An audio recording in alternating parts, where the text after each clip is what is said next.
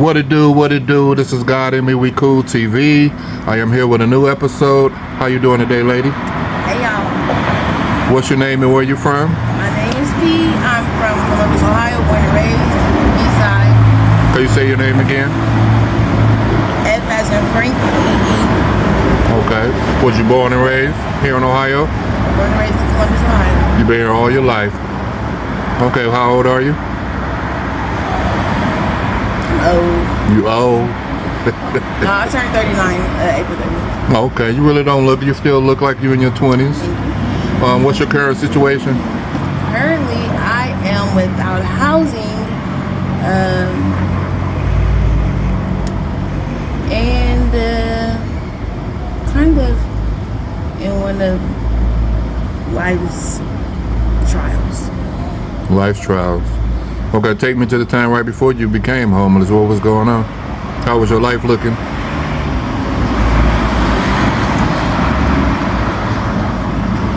I was unappreciative and lazy. I had many things handed to me. God is very good to me. I didn't have one of those horrible upbringings. You say you did or you didn't? Not. Okay. Did not at all. Private schools my whole life up until high school. Performing arts high school. Only child. My mom, she ended up with her sister's kids. So I was the oldest. Like 6 of us in the house. Never really knew my father, my birth father, my granddad, my mother's father. He took care of me, as a father figure. I left the house 18, got engaged to my ex-husband. I had 3 sons, 2 daughters. I had a good job before I got in this situation. I made really good money. I was working on my nonprofit. COVID hit. I was helping the community a lot.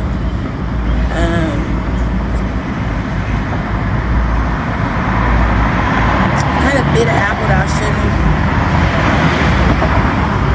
I feel like it's largely a credit to where I'm at now. But all in all, I would say that God put me in a situation to value gratitude and to understand the value and the gifts, things I was taking for granted, to have a better understanding of the world around me, because I was living in a bubble. It's not reality. And all in all, I'll say my situation has not been fun, but it's been extremely enlightening. It has helped me grow tremendously, and it's given me a gift, additional, one that I will never take back if I had to do it all again. And the heaviest part of my heart is my children. Well, hold on a minute. Let this car go by.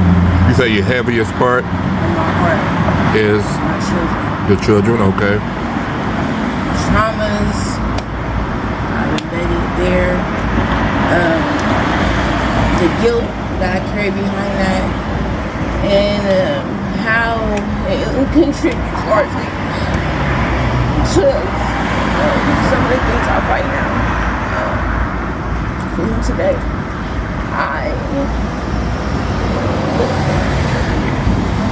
I struggle a lot with myself. It's like prison.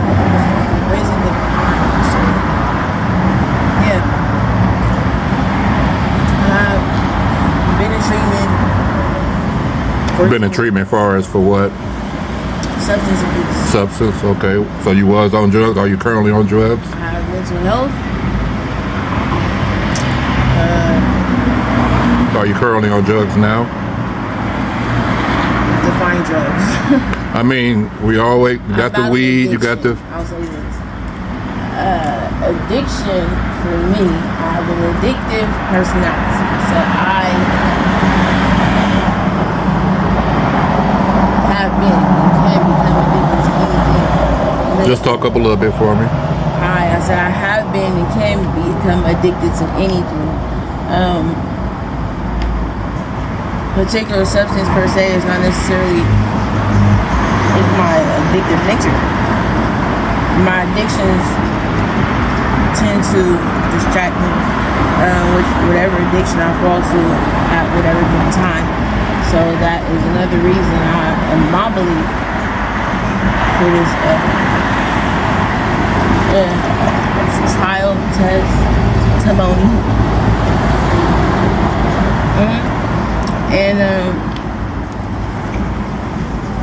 sometimes the enemy wants to steal my light, but I say I know who I am, so I feel like sometimes this is my test of if I really know and if I actually believe in who I am and I know, because I will not let my light go, and they hate it, can't have it.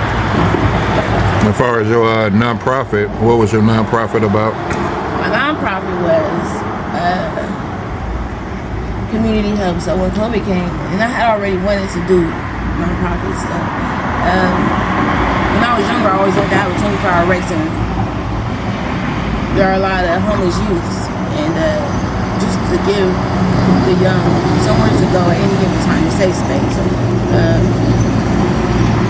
And somewhere that they know they have access to whatever resource may be needed, whether it's hygiene, clothing, food, whatever it may be, and try to keep the hands clean as possible. But what I ended up doing was feeding. I went and bought some stuff to make a typical cold lunch, a sandwich,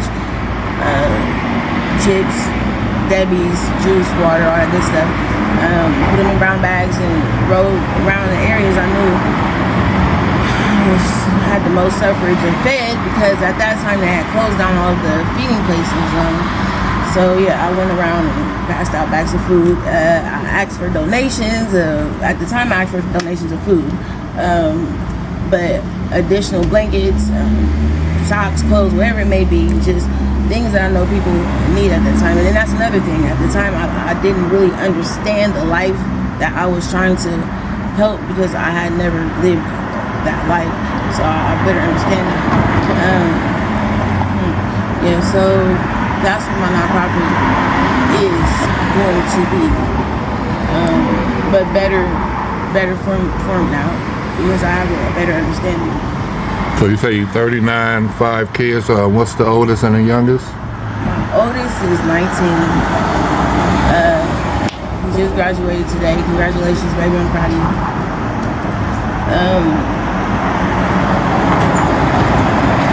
The youngest? 12. Okay. All by the same father, or you have different baby daddies? I have 3 boys, and they are still my first husband. I have 2 girls. Their father and I never married. He lives across the United States of America. Yeah, we have 2 daughters together. Yeah, so basically, 2 got 2 men. I've been married twice, though. My second husband and I never had a child. We were very different. He's not American.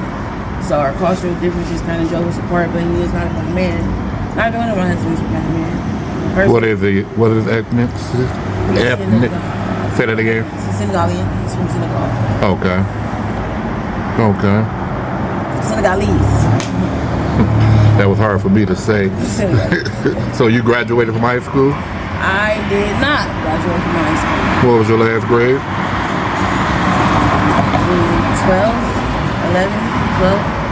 You're not for sure if it was 11th or 12th? No, I'm not, because I did several parts of my GED. I never did the math part. So you do got your GED? Yeah, I still have to do the math part portion. Okay. What was going on at that time? I went to school though for I'm a licensed phlebotomist. With the dead people? No. I thought that phlebotomist with the, what's that? No, a phlebotomist, I take blood. Take blood, okay. Yeah, I'm a vampire. Okay. That's a mortician. Okay. But yeah, I'm a licensed phlebotomist. My preference is subcontracting. I love landscaping. I love landscape.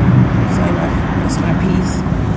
I'm really good at it. Okay, so what's your relationship with God? Me. No, my relationship with God is